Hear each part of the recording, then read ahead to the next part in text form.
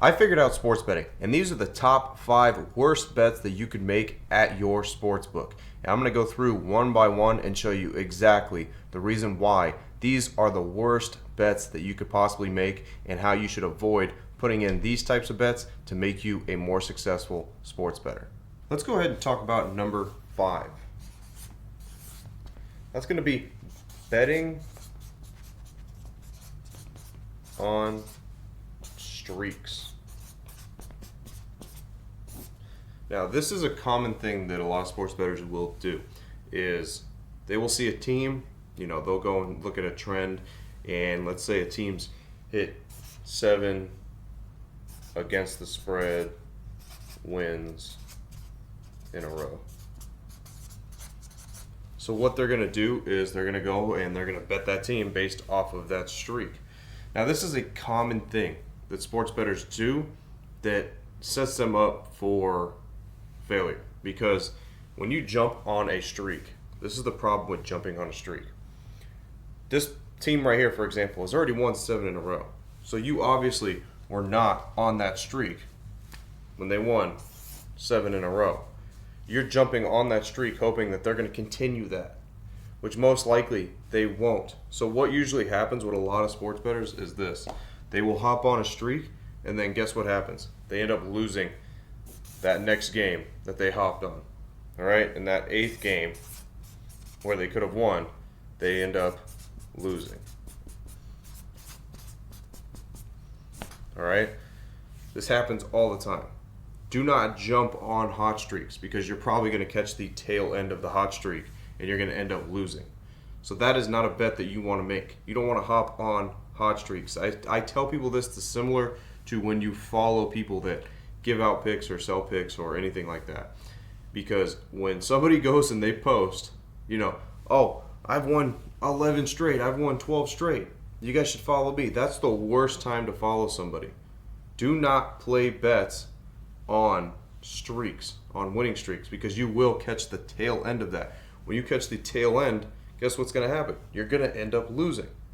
So the best streaks to actually look at are losing streaks. Okay? Now, when a team's lost 10 in a row, now this is where you're gonna look at it. Okay? You're gonna look and be like, all right, so a team's lost 10 in a row. They're bound to win one, right? So if you hop on that type of streak, that's where you could actually turn it around and maybe they'll win the next game. All right? Maybe they'll win the next game and you're on the opposite side of that streak. You have to understand, when you're hopping on winning streaks, you most likely are going to catch the tail end of it, and then you feel, that emotion that comes like, man, why did I lose? This team was hot. They were on a hot streak. This player was on a hot streak. I should have won. Guess what? You should have been on the exact hot streak. Okay? When you're not on the hot streak and you weren't there from the beginning, you're not supposed to hop on while the train is rolling. Okay? Understand that. If you avoid this right here, you're going to save a lot of money and a lot of bets. Now let's talk about number 4. Number 4 is going to be ill-advised props. This is becoming bigger and bigger the more options that you get at your local sportsbook, your online casino, and stuff like that. All right. So ill-advised props. What does that mean? One of the biggest ones that is every single year. This is one of the biggest ill-advised props that people bet on.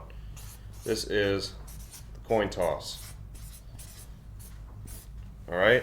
Coin toss in the Super Bowl. It's one of the biggest ones. People bet so much money on it. Reason why is because most sports books will give you minus 105 or whatnot. Guess what? That's negative probability right there. Because it's 50-50. A coin toss is 50-50. It's going to happen. Minus 105 is like a 51% probability right off the bat, odds-wise. You're betting negative edge on a coin toss for a prop. It's the worst bet. Literally the worst bet of the entire year for the Super Bowl is a coin toss, because it's 50-50. And you don't get 50-50 odds for that. So, ill-advised props are terrible to bet on. People will continuously bet them. What are some other ones? Some other ones are this one right here for basketball. First basket scored. All right. Player first basket scored. This is terrible for the NBA. All right. People will bet this nonstop, and I see it all day long. I see them put this and mix it with other players as well. You are trying to pick out who's going to score the first basket in the game. That's almost impossible. There's no data. There is nothing that can teach you or show you what's going to give you the highest edge of who's going to score first in the game. That's just straight luck. It's straight up luck. All right? That's a prop play that you just have to get lucky on. And that's why the odds are like that. Most odds are like plus 300, plus 400, plus 8, plus 900. So the reason why is because it's just straight up luck. You're betting on who's going to, like, you need the person to have the ball to begin with, and you need them to make the shot before anybody else.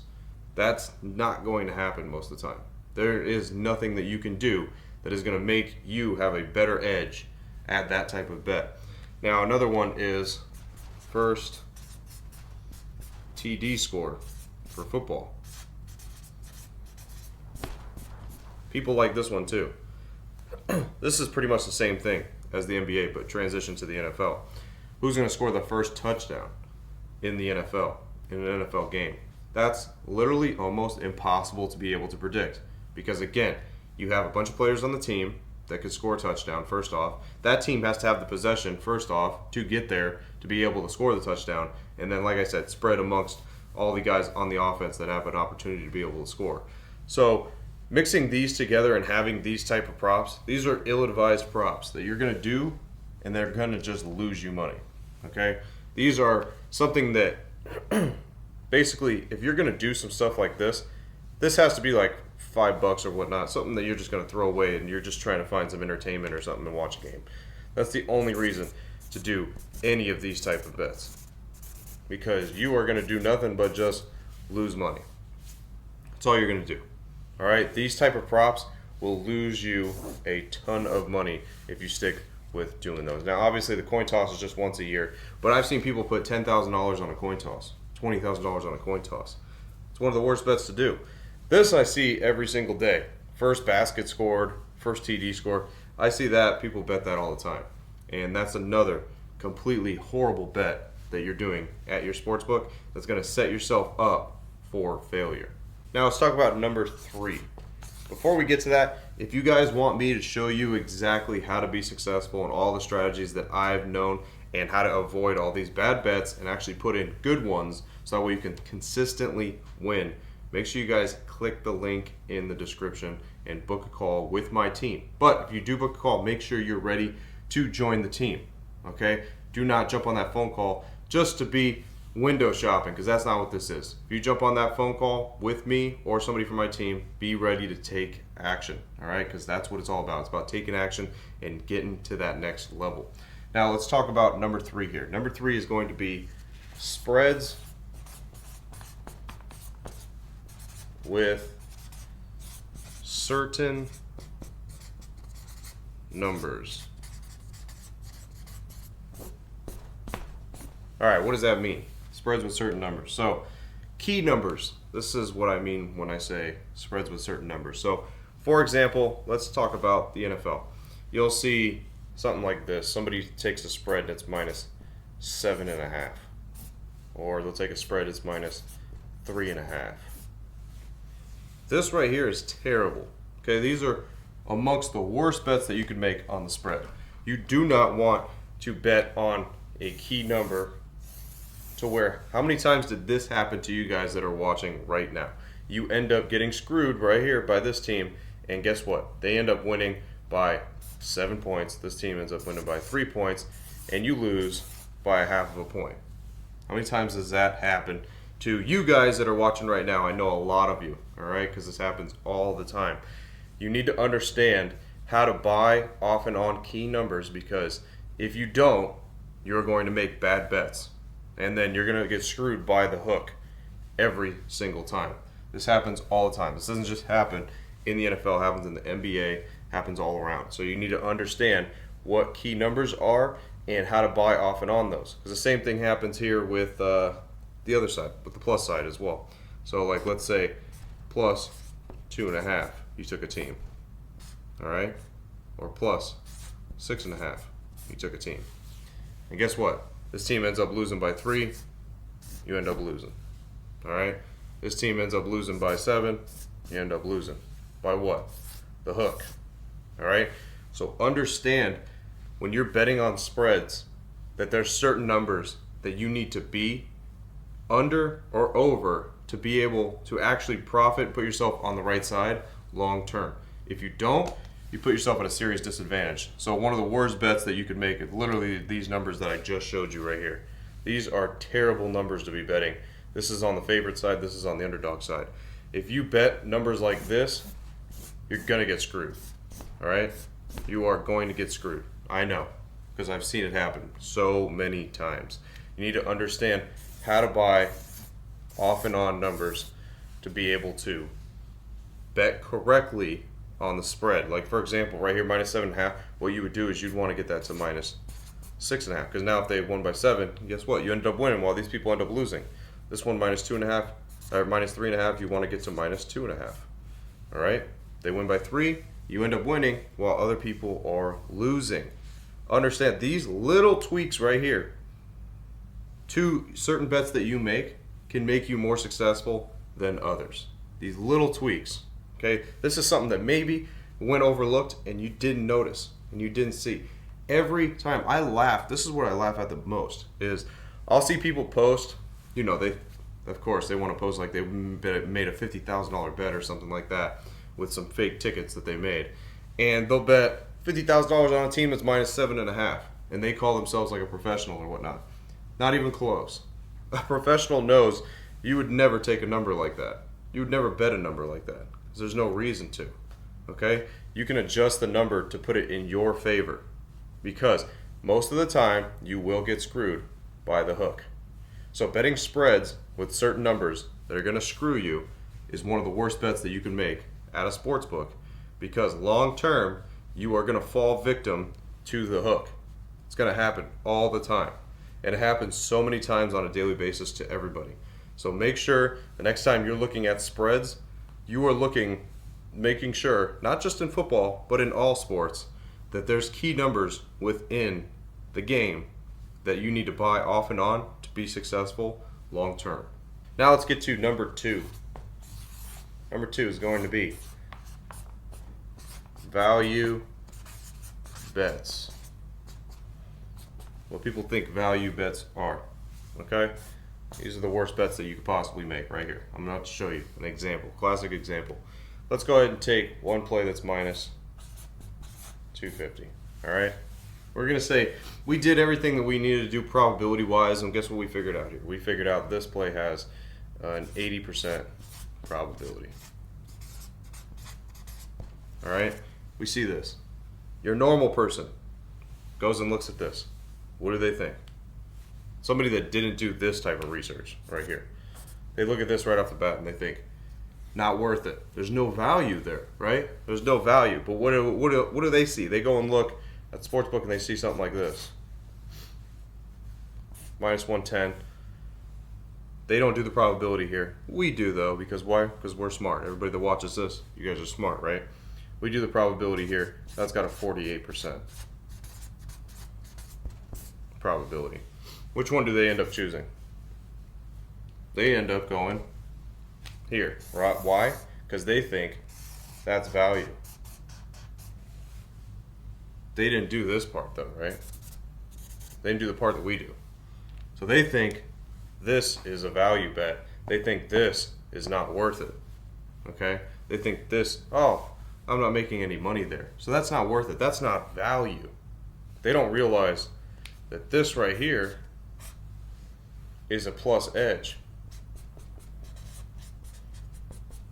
And this right here is a negative edge. They have it completely wrong. A lot of people find this on a daily basis, and they find completely wrong lines that they bet on where it's completely opposite of what they think. They think this is value when actually it's the complete opposite. That's not value whatsoever. They think value is betting a -110 line because you're getting almost up, you're getting the money back that you put down. That's why they think that that's value. But they don't realize that true value comes from the probability compared to the odds of being able to figure that out. That is where your value bet comes from. All right, your value bets are not being like, oh, I don't want to play this right here because I can get more money back when I bet this. You want to know where there's no value? There's no value in a losing bet. Remember that. There's no value in a losing bet. Because guess what? This person right here that said this was value ends up losing. They lost their money. This person right here who figured that, you know what? Let me give this a shot. They actually end up winning their money back plus a little bit of money. So where's the value actually lie within that? You have to understand that putting in value bets need to actually have true value, because if they don't, you are going to wind up on the wrong side and you're going to end up losing all of your money because you think I only bet value bets. People get that. That is a mistake. All right, people think that value bets are plus 100, minus 110, minus 105. That's a value bet. That's not a value bet. Okay, it could be if the line and the probability match up. Most of the time they don't. Sportsbooks know that. That's why they don't give you those type of bets whatsoever. So most of the time you're betting a negative edge. And what does the negative edge do? It makes you lose. That's all it does. It makes you lose long term. While this person up here is happy that they made a little bit of money, this one down here is trying to justify why he made a value bet but still ended up losing. Happens every single day with everybody. Every single day. You got to understand that. You want to be successful? This is how you do it. All right? This is how you're going to be successful. And to be able to find these edges and these probabilities, like I said, I teach it. So all you got to do is click the link in the description. I'll show you how to do this day in and day out so you can be successful and you stop losing money constantly, because that's all you guys do is lose money to the sports books. You wake up the next day and try to do it all over again, and you just keep losing. That's all you do. Just keep donating. Every single day you keep donating and you wonder why you can't figure it out. Like I told you, I figured it out and I show everybody exactly how to do this the right way. So you got to take advantage of it before the sports books come and they buy me out and then I can't teach anybody anymore. So make sure you guys click the link in the description and take advantage of that. Now let's get to number one. Now we're going to get to number one, and I'm sure everybody that's watched all of my videos, you guys have watched my channel, you probably know what's coming here because I haven't said it yet, right? Here we go. The number one worst bet that you can make at a sports book is going to be, starts with a P, parlays. And what's crazy is every single person has put one of these in. The worst bet that you could possibly make, the majority of sports bettors will do.